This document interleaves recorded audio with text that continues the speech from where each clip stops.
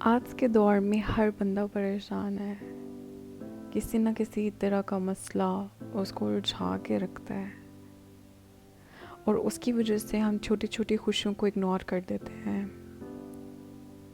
और सिर्फ अपने मसलों के अंदर उलझ के रह जाते हैं। और उसी की वजह से हम छोटी छोटी चीज़ों को एंजॉय नहीं कर पाते। जैसे कि एक बहुत प्यारा सा जोड़ा जब हम पहनते हैं हम उसको एंजॉय नहीं करते। जब हम शॉपिंग पे जाते हैं तो उसकी जो थकावट होती है वो भी खुशी देती है। रिटेल थेरेपी हो जाती है हमारी। जब बिल्कुल नया नया जूता ला के अम्मा को दिखाएं और वो उनको पसंद आता है। जब आपका आई मेकअप बहुत अच्छा हो और जब आपको सब कॉम्प्लीमेंट कर रहे हो।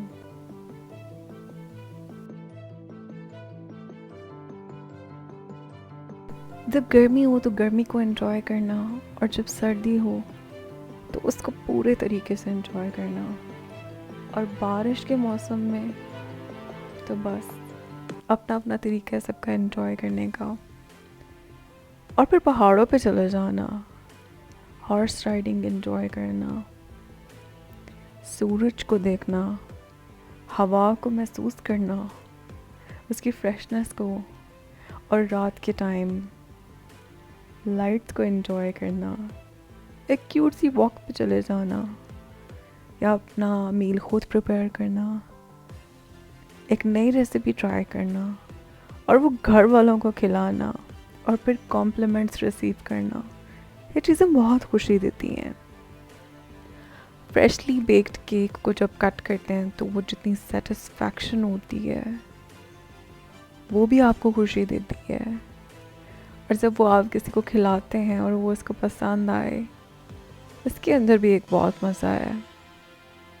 सीजनल फ्रूट्स को एंजॉय करना, एक बहुत अच्छा चाइनीज़ एंजॉय करना, अपना ख्याल रखना, अपने ऊपर ध्यान देना और फिर अपने दोस्तों की कंपनी एंजॉय करना। और अगर गर्मियाँ हैं और पूल पार्टी हो, उससे बेहतर क्या है। बारिश का मौसम और फ्रेश बूंदें गिरती हुई बहुत खूबसूरत लगती हैं, उसको एंजॉय करना है। और सर्दियों के अंदर बॉनफायर को एंजॉय करना, आग की तपिश बहुत खूबसूरत लगती है। बच्चों के साथ बच्चे बन जाना, राइड्स लेना, क्योंकि you are never too old for that. छोटे छोटे जानवरों को देखना और अपना बचपन याद करना कि किस तरह बचपन में इनके साथ खेला करते थे।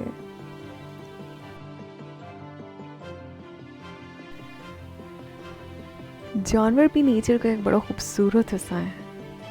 उनको देखना और एडमायर करना, नेचर की खूबसूरती देखना उस आँख से, बादल, पहाड़, पानी, हर चीज़ देखना। और बर्फ़ को देख के तो अंदर का बच्चा जाग ही जाता है। बर्फ़ के साथ खेलना और एंजॉय करना।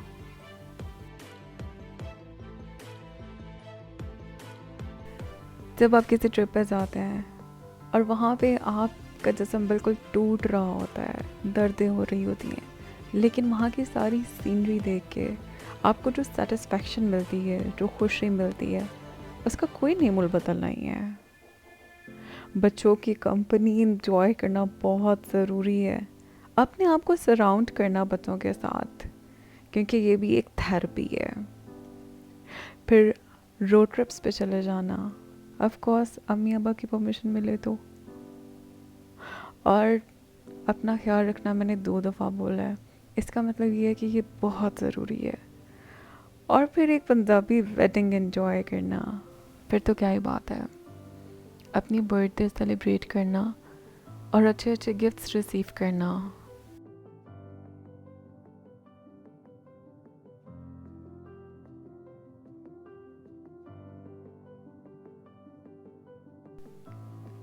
टॉडलर को बेबी स्टेप्स लेते हुए देखना और उसका वो एवोल्यूशन एंजॉय करना, किस तरह से वो चलना सीखता है। और अगर आपने फ्रॉक पहना है तो ट्विर्ल तो बहुत ज़रूरी है किटन के साथ टाइम स्पेंड करना, क्योंकि आजकल डिप्रेशन बहुत कॉमन है और अपने आप को डिप्रेशन की स्टेट से वापस लेके आना बहुत ज़रूरी है। और वापस कैसे लाया जा सकता है? छोटी छोटी चीज़ों को एंजॉय करके। ऑफ कोर्स बाकी की चीज़ें भी बहुत ज़रूरी हैं, लेकिन अपने ऊपर कंसंट्रेट करना भी बहुत ज़रूरी है। दोस्तों की कंपनी एंजॉय करना ज़रूरी है, और ट्रैकिंग की नीयत से जाना, लेकिन वहाँ पे जाके घोड़ों पे बैठ जाना, क्योंकि शायद आप ट्रैकिंग के लिए थोड़े अनफिट हैं। इस चीज़ को भी इंजॉय करना, और फिर अपनी डेस्टिनेशन पे पहुँचने के बाद एक बहुत अच्छा कप ऑफ चाय एज रिवॉर्ड इंजॉय करना। जहाँ जहाँ और जिस जिस तरीके से सूरज या सनसेट इंजॉय कर सकते हैं वो करें। जहाँ जहाँ और जिस लोकेशन पे चाय इंजॉय कर सकते हैं वो करें। एक छोटी सी हाइक इन द माउंटेन्स दिल को बहुत सुकून देती है।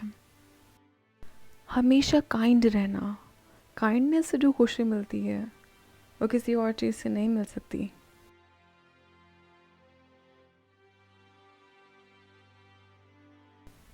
सनसेट की पिक्चर्स और वीडियोस बनाने से दिल बहुत खुश होता है जब आप वापस उन वीडियोस को देखते हैं और आप ये रियलाइज़ करते हैं कि कितनी खूबसूरती है दुनिया में। और जब कोई ओकेजन हो तो इसको फुल तरीके से सेलिब्रेट करना, जैसे उसका हक बनता है बिल्कुल उस तरह से सेलिब्रेट करना। और कभी भी ये ना सोचना कि I have time for later. आपको नहीं पता ये जो ज़िंदगी है जो है अभी है, कल को किसी को नहीं पता। जो करना है अभी कर लो। इतने पैसे सेव करके क्या करने हैं? खुद पे लगा लो, खर्च करो, अपनी सेहत का ध्यान रखो। ये चीज़ें खुशी देती हैं, दिल खुश होता है, और जब दिल खुश होता है तो रूह भी खुश हो जाती है। आज की वीडियो थोड़ी पर्सनल थी, लेकिन मैं आप लोगों के साथ ये सब शेयर करना चाहती थी। अपनी फ़िज़िकल हेल्थ का और अपनी मेंटल हेल्थ का बहुत अच्छे तरीके से ख्याल रखें, और इर्द गिर्द रहने वालों का भी ख्याल रखें। Until next time, take care. Allah Hafiz.